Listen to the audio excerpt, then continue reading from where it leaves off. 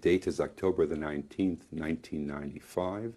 The survivor is Howard Chandler, formerly Weizsändler.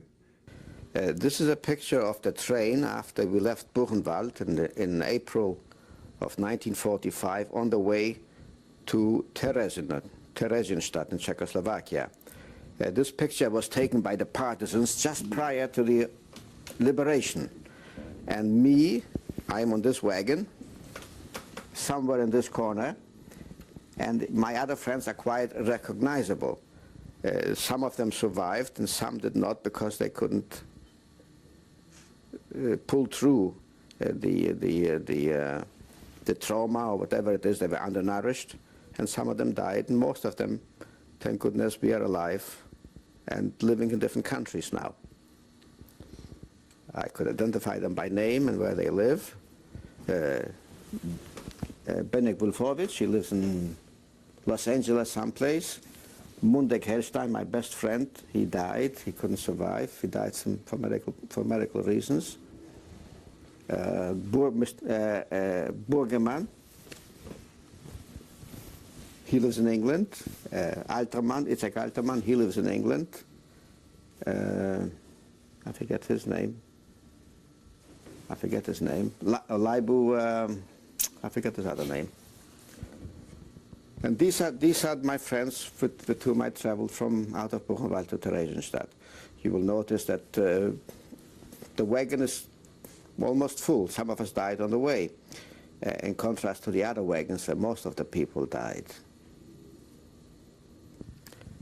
This is another snapshot taken of the same transport, and they are mostly Russian prisoners of war. They've been badly decimated, as you can see. The rest of the wagon, the people who were on this wagon are not alive anymore.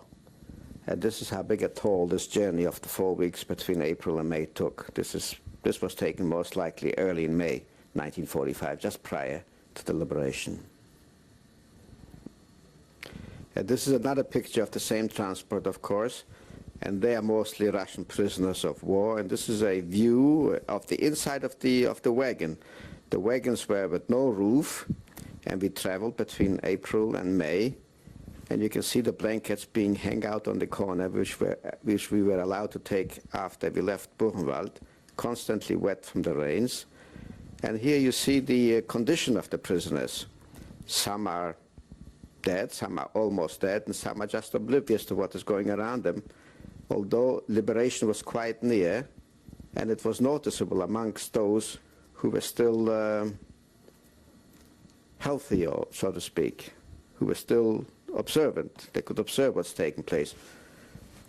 I was like these people were, quite oblivious to what is taking place around me, because I got beaten up quite badly on 3 occasions in a short span of time. And this is what happens to you. This is a picture of a Czech partisan or guerrilla fighter who took these snaps just prior to the liberation.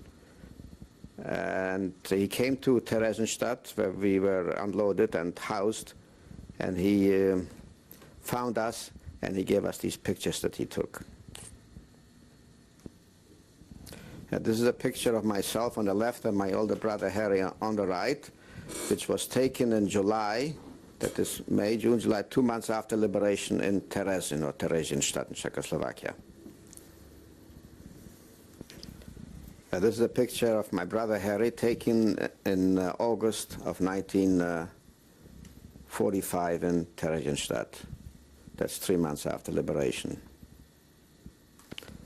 This is a picture of me in October 1945, taken in Windermere, with Lake Windermere, I believe, in the background.